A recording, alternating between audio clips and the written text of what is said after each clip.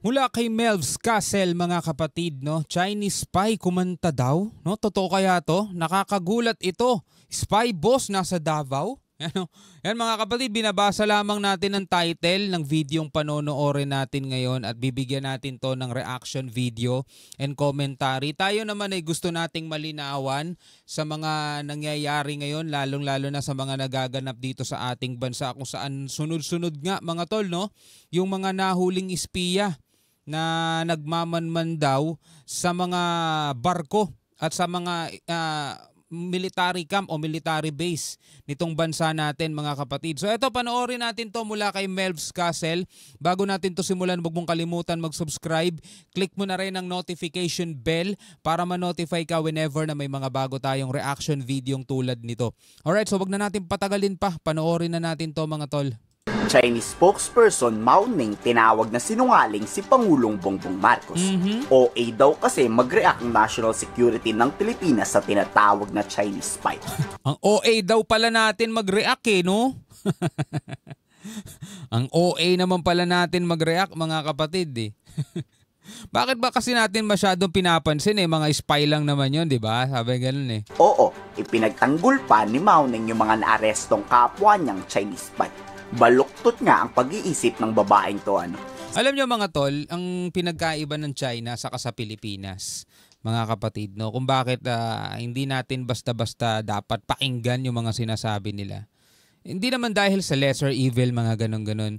Kapag yung mga drug lords nila mga tol pumapasok dito sa Pilipinas, since napakahina nga ng ating sistema rito, di ba? Kilo-kilo, bulto-bulto mga tol. Talagang ilang daang kilo. Minsan nga dito pa ginagawa yung mga drugs na nakukuha. Pero doon mga tol, kung naaalala ninyo yung balita dati, may nahulihan na parang 8 gramo lang ata. Basta gramo lang mga tol ng pinagbabawal na gamot. Nahuli sa China, galing sa isang Pilipino. Alam mo kaparusahan, bitay.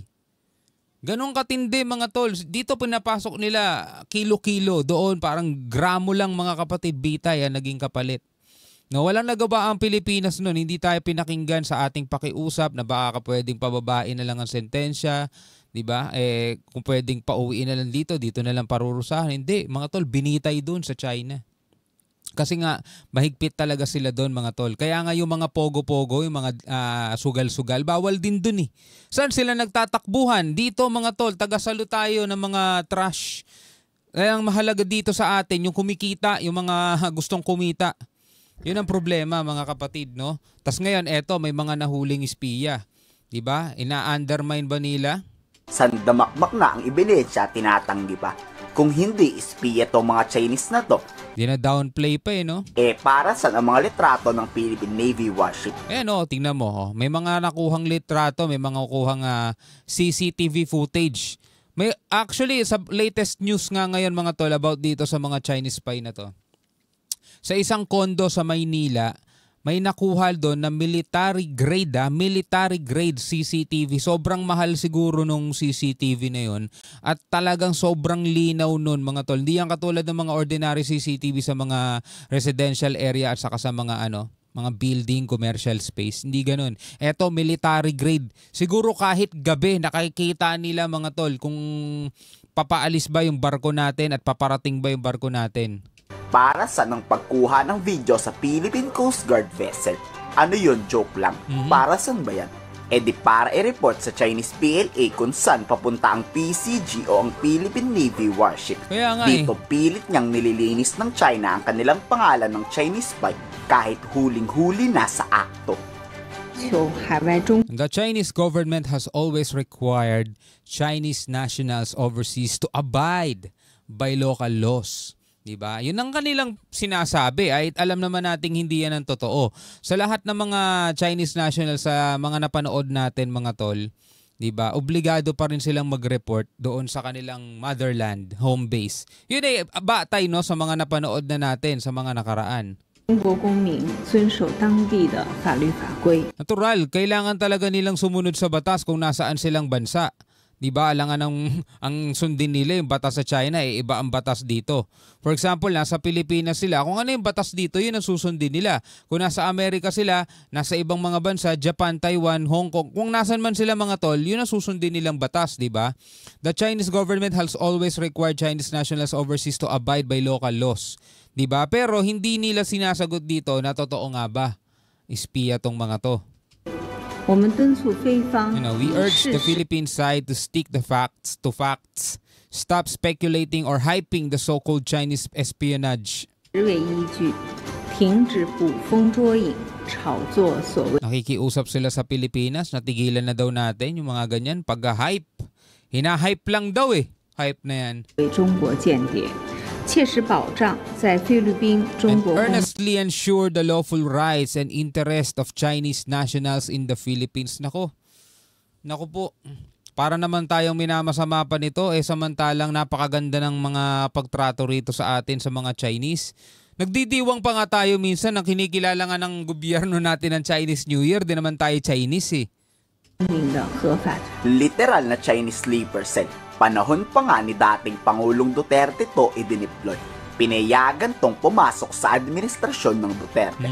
Ngayong hindi nagpauto si Pangulong Bongbong Marcos sa China, ngayon aatake ang Chinese spy para tiktikan ang gobyerno.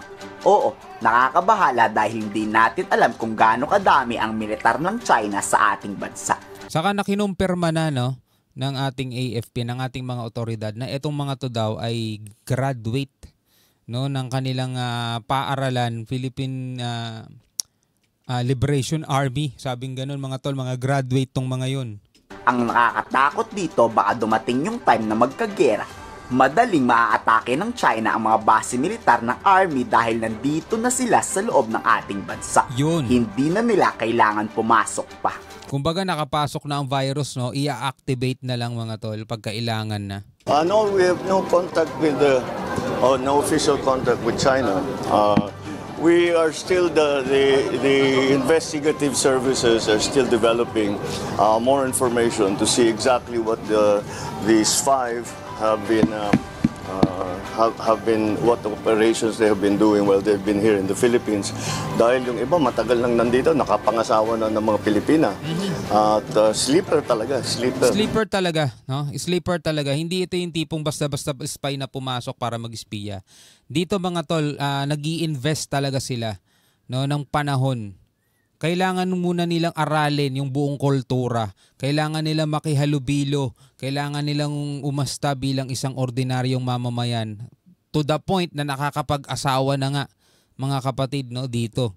Kaya kapag sila ay inactivate na bilang yung kanilang pangunahing misyon, yun na, ang dami nilang mga alibay. Yan, tagal-tagal ko na rito. Diba? Namumuhay na ako ng tahimik. May pamilya na nga ako rito diba? Ang tinatawag na sleeper. So, at kailangan, kung sakali, baka naman, pagka nakausap natin sila, masabi sa atin, baka meron pa pang mga iba. Asa naman si PBBM na aamin tong mga to? Asa ka, PBBM? Baka daw pag nakausap niya, masabi pa na meron pang iba. Na maaari nating puntahan at pag-explaining kung ano yung kanilang ginagawa. Medyo mahina yung sagot ni PBBM. Hindi ko na-expect yung ganung sagot mga tol. Pero ang malinaw lang mga kapatid na malabo itong sinasabi ni PBBM na hindi pa kasi natin nakakausap. Pero pag nakausap natin, baka i-chuchu-pan itong mga to, yung iba pa nila mga kasama at mapuntahan natin. Siyempre yung mga kasama niyan mga tol, kung sino man ang mga kasama, stop operation muna yung mga yan. Automatic yun mga tol. Biruin mo yung mga kasama nila nahuli. Ibig sabihin nasa hot seat sila ngayon. Nasa mainit silang sitwasyon ngayon. So lay-laylo muna yan. Balik muna yan sa kanya-kanya nilang trabaho. Siguro kung may mga nakakabit na silang CCTV o kaya kung may mga nakapwesto na sila mga tol, ligpitan muna lahat yan. Diba? At saka itong mga to, ano yan mga kapatid, buhay nila ang nakataya dyan. Subukan ninyo magsalita. Diba? Yung pamilya nyo rito, sa China na naiwan, yan ang mananagot, di ba? Pwede yun mga tol, pwede yun. No, kaya wala talaga silang magagawa kapag sinabing activate na kayo, kahit na sabihin natin gusto na nilang magbagong buhay, may negosyo na sila rito, masaya na buhay nila, may pamilya na sila rito, may asawa at anak na. 'Di ba? Masaya na buhay nila, ayaw na, gusto na nilang kumalas. Pero dahil nga may mga sabihin natin, may mga naiwan sila doong kamag-anak pa, 'di ba? May posibilidad na ganun ng sitwasyon, mga tol. Hindi natin sinasabing ganun ang nangyayari, pero may posibilidad na ganun. Natatawa na lang si National Security Director Jonathan Malaya kay Mao Ning. Bakit daw hindi pa aminin ng China? Mabigat naman raw ang hawak na ebidensya ng AFP. Wala. Biruin mo yung mga video nga natin na binangga tayo, kitang-kita, malinaw na malinaw, mas malinaw pa sa sikat ng araw eh. Hindi nga nila inaamin na sila ang bumangga sa atin eh. Ito pa kayang mga ganito? Kung hindi aamin ng Chinese Foreign Ministry, papaaminin ng AFP ang mga naaresto. Hindi titigil ang National Security Council na pakantahin kung sino ba ang bossing ng mga to, para sabihin kung sino din ang nagpopondo sa pang-iispiya. Pustahan tayo, nasa Davao lang yun. Nako, hindi galing sa akin yan. Hindi sa akin galing yan. Nako, mahirap na yan. Mahirap na, bagay, wala naman siyang binanggit na pangalan eh, di ba? Pero mahirap kasi magturo, mga tol, no? Statements made by the Embassy of China, no? That supposedly the accusations are baseless, no? That and that we should stop hyping the issue. No, on the part of the National Security Council, I think what we would like to say is that we have a solid case. No, we have the solid case against the Chinese agent or spy that we arrested. Ang masasabi lang namin in reaction, of course, to what the Chinese embassy and the Chinese government said in Beijing, so far as the government is concerned, we have a very solid case. And we have all the necessary evidences to prove his culpability. So ito, hindi lang hinahype to. Diba? Solid case, solidong kaso to, at meron tayong mga matitibay na ebidensya. Sabi nga gano'n ni Jonathan Malaya, mga tol, no? Hindi to hinahype lang. Kasi national security to eh. Ang pinag-uusapan dito eh. Biruin mo, meron ng mga nakapasok. Diba? Meron ng mga nakapasok na posibleng member pa ng militar nila, mga tol, nang nakapasok dito at nag-iispiya, no, sa mga barko natin, sa mga galaw ng ating mga kasundaluhan at mga otoridad, at nare-report agad na mabilisan sa China. Kaya nga sabing gano'n ni General Bronner nasagot na yung matagal nilang tinatanong, bakit nalalaman agad ng China yung kanilang mga galaw. Kaalis pa lang ng barko nila mula doon sa pantalan, mga tol, may nakaabang na agad na China. O ngayon, nasagot na yung tanong nila. O tanong, ito ba'y kailangan lang i-hype? Hindi National security usapan dito, di ba? Ngayon, kayo bilang mga Pilipino, ano ang masasabi nyo rito? Comment na lamang kayo sa ibaba. Hanggang sa muli, ako nga pala si Shobaldi. Peace out.